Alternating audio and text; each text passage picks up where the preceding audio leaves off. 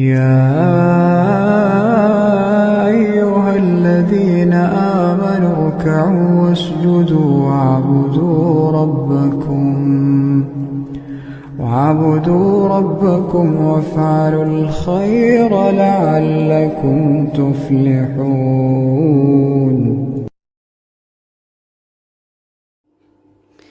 السلام عليكم ورحمة الله وبركاته. ازيكم يا حبايبي؟ عاملين ايه؟ يا رب تكونوا بخير. يوم جديد ويوم سعيد علينا وعليكم يا رب. قبل ما ابدأ الفيديو هفكرك زي كل فيديو، اوعي تنسي تحطي لايك لو عجبك الفيديو، وتشتركي في القناة لو مش مشتركة، وتفعلي زر الاشعارات على الكل عشان كل ما انزل فيديو جديد يوصلك اشعار بيه. النهاردة بإذن الله هنبدأ يومنا. حاسة كده مش عارفة ليه شم ريحة رمضان، يعني حاسة كده يوم رمضاني. كل سنة وانتم طيبين. طبعا رجب بدأ، وعايزين يعني عايزة اتكلم معاكم شوية في موضوع الفيديو ده كده. يعني عن العبادات اللي احنا بإذن الله عايزين نتعود عليها رمضان. مبدئيا كده اليوم ده كنا صايمين فيه. فطبعا يعني رجب بدأ، عايزين نتعود كده ندرب نفسنا على الصيام اثنين وخميس. ربنا يتقبل منا ومنكم يا رب صالح الأعمال. فاليوم ده كنا احنا صايمين. قلت هعمل ايه؟ قعدت افكر كده، فقلت خلاص نعمل حاجة خفيفة، نعمل كده فراخ مشوية في الفرن، ونعمل معاه رز اصفر وشوية عصير ويعني كده. هتلاقوه كده، انا حاساه كده يوم رمضاني كده شبيه بايام رمضان، حتى ساعة المغرب كده التواشيح واللي هي بتتقال في المسجد قبل الاذان دي. مش عارفة ليه كنت حاسة كده شم ريحة رمضان في الجو. اللهم بلغنا رمضان يا رب، كل سنة وانتم طيبين. عايزة اقول لكم ان دلوقتي المقادير اللي احنا هنعمل بيها او هنتبل بيها الفراخ المشوية بتاعت النهاردة عبارة عن بصلاية، حباية طماطم، وملح وفلفل اسود وسبع بهارات وشوية خل، وهنضربهم ناعم قوي في الكبة، وهنضيفهم على الفراخ بتاعتنا اللي احنا غسلناها كويس قوي ونقعناها بشوية خل وليمون كده علشان ما يبقاش فيها زفارة خالص. ودلوقتي هنبتدي نحط التتبيلة على الفراخ. وانا في اليوم ده كنت طبعا يعني مستعجلة شوية، اليوم قصير بتاع الشتاء، فكان يدوب ان انا هتبل الفراخ واحطها تتشوي في الفرن.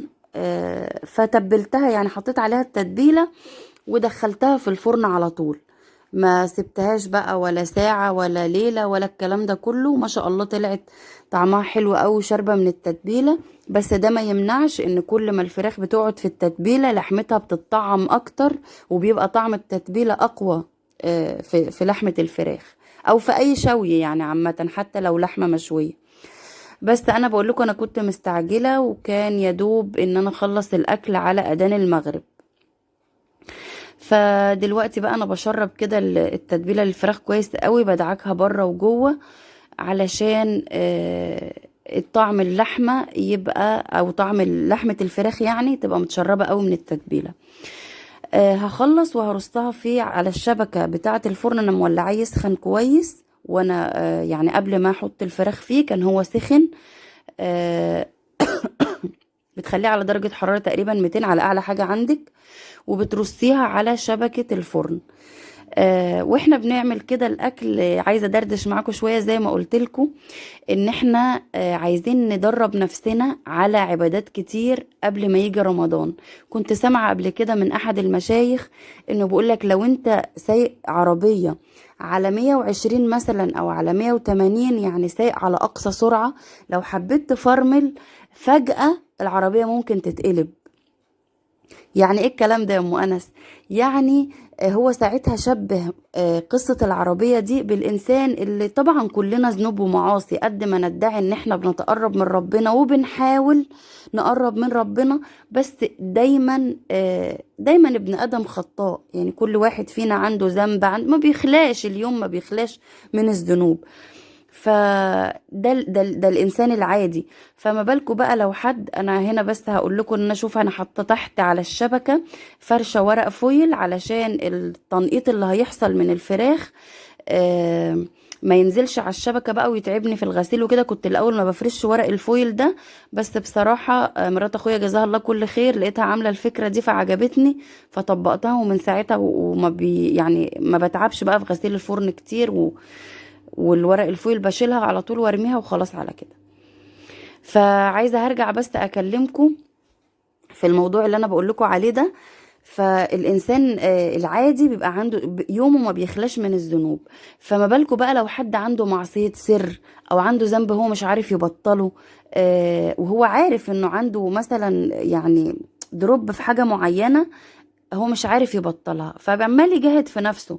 فالمجاهدة دي لما تبدأ من رجب ويحاول بقى ان هو يبطل المعصية دي ويدعي ربنا ويصلي ويستغفر ويدرب نفسه، زي بالظبط ما قلت لكم كده يعني الشيخ اللي قال على موضوع ان حد يكون سايق عربية على اقصى سرعة ويجي يفرمل في لحظة، العربية ممكن او اكيد هتتقلب. فمن المفروض ان هو يبتدي يبطئ السرعة بتاعته لحين ما هو يوصل للمكان اللي عايز يقف فيه. يعني قبل ما يقف في الحتة اللي هو عايز يقف فيها يبتدي يبطئ سرعته شيئا فشيئا، بحيث ان هو لما يجي يقف وقوف آمن، العربية ما تتقلبش، هو ما يحصلوش حاجة. نفس الفكرة في موضوع ان العبادات. رمضان طبعا بيبقى شهر رحمة وشهر مغفرة وشهر عتق من النار، شهر عايز عبادات كتيرة تقومي بيها، صلاة وصيام وقيام وقراءة قرآن. لو كل دوت الواحد مش مدرب نفسه عليه من قبل رمضان، طبعا هيجي في رمضان هيحصل عنده فتور، مش هيعرف يكمل. هقف بس معاكم هنا. انا دلوقتي بعد مرور تقريبا نص ساعة، هي الفراخ قعدت في الفرن حوالي ساعة وربع او ساعة ونص، بعد مرور تقريبا نص الوقت بدأت اقلب في الفراخ كده على يعني على الناحية اللي اتحمرت بقلبها على الناحية التانية علشان كلها تستوي سوا كامل، وهي كانت ما شاء الله مستوية يعني سوا كامل، وكانت تحفة بصراحة.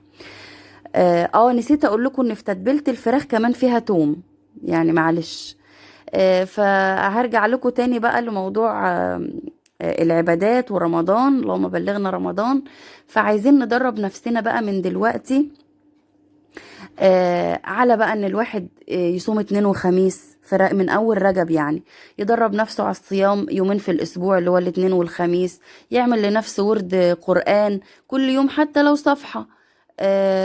يعني فيما يعني كل يوم هتلاقي نفسك انتي خلاص ممكن تزوديها بقى صفحة ونص، صفحتين، تمام. يعني دايما ابدأي مع نفسك بشيء قليل عشان ما تزهقيش وتتعقدي وتحسي انك انتي مش عايزة تكملي. ف فزي ما بقول لكم كده لازم نبدأ ان شاء الله رب العالمين من دلوقتي. وانا بفكر بإذن الله يعني اعمل لكم فيديو كده، في فكرة جايه في دماغي انا بحاول اطبقها، ويعني نفسي ان حد يطبقها معايا ان شاء الله، يعني اخد بيه اجر. فان شاء الله الله المستعان، يعني ادعوا لي انه الفكرة تكمل في دماغي واعملها. فعايزه اقول لكم بقى احنا هنصوم مثلا اثنين وخميس ده من كل اسبوع، يبقى احنا كده بندرب نفسنا على الصيام.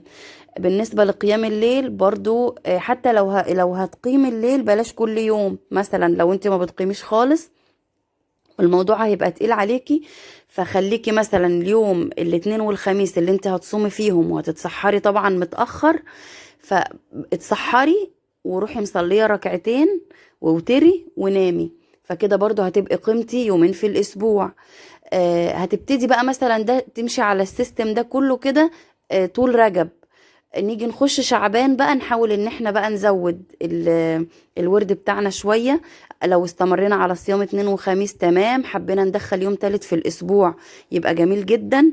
القيام بقى نحاول ان هو يبقى كل يوم، خليهم ركعتين. يعني انا مش بقولك تصلي ال11 ركعة بتوع رمضان اللي هم بتوع التراويح، لا خليهم ركعتين. عايزه اقول لكم هنا بس السلطه البلدي اللي هي بتبقى مع المشويات والحواوشي والحاجات اللي زي دي، الميه بتاعتها اللي هي دايما يقولوا الميه الحمراء وميه السلطه دي، بتبقى عباره عن ميه وملح وفلفل اسود وشطه، وطبعا لون الطماطم بينزل فيها، فهو ده اللي بيديها اللون الاحمر بتاع سلطه المطاعم. وبتبقى حجم تقطيع الخضار بيكون ايه كبير شويه. هرجع لكم تاني للموضوع اللي بنتكلم فيه. زي ما قلت لكم كده هندخل شعبان بقى واحنا برضو مستمرين. احنا كنا في رجب مثلا بنقيم يومين في الاسبوع مع صيام اليومين في الاسبوع وصفحة قرآن مثلا كل يوم. لا في شعبان بقى نبتدي ايه نزود، يعني نزود على الطاعات بتاعتنا، نكون احنا اتدربنا شوية.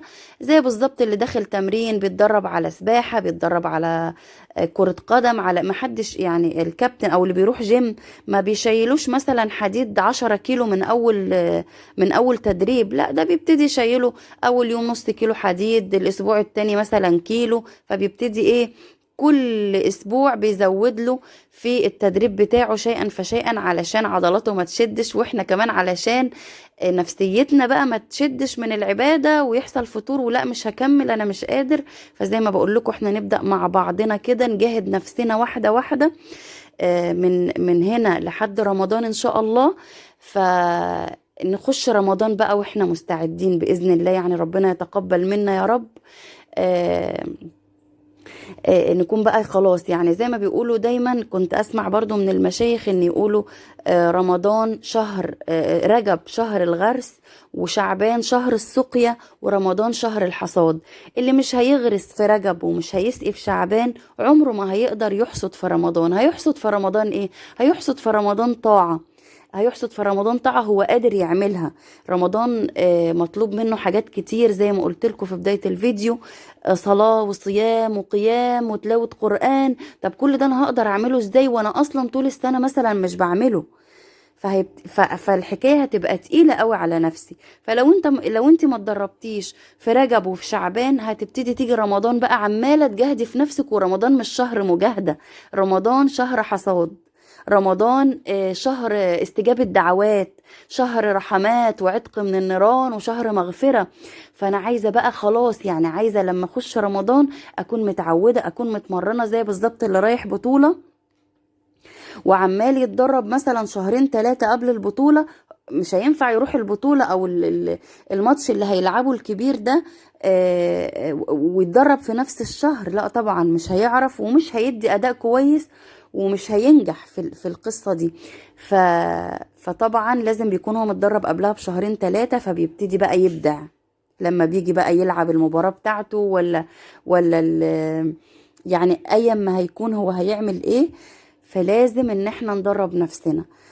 طبعا انا مش داعية اسلامية ومش دارسة دين كويس قوي، ولكن يعني الواحد، النبي صلى الله عليه وسلم قال بلغوا عني ولو آية، بلغوا تشريف عني، بلغوا تكليف، وعني تشريف، ولو آية تخفيف. يعني الواحد بيحاول على قد ما يقدر يبلغ عن الله وعن الرسول صلى الله عليه وسلم باللي هو عارفه، ونسأل الله القبول يا رب. ويعني سامحوني لو كنت قلت حاجة غلط في الفيديو، برضو اكتبولي في الكومنتات لو كنت انا غلطت في حاجة. ولكن عايزين نساعد بعض ان شاء الله رب العالمين، ونجاهد نفسنا، وان شاء الله نخرج من رمضان وزي ما ربنا سلمه لينا يتسلمه منا متقبلا ان شاء الله. دي كانت سفرتنا ليوم الصيام، اليوم الرمضاني اللي انا قلت لكم انا شم فيه ريحة رمضان. هي سبحان الله رجب كده وشعبان بتبتدي تحسي كده بروايح رمضان. اللهم بلغنا رمضان يا رب.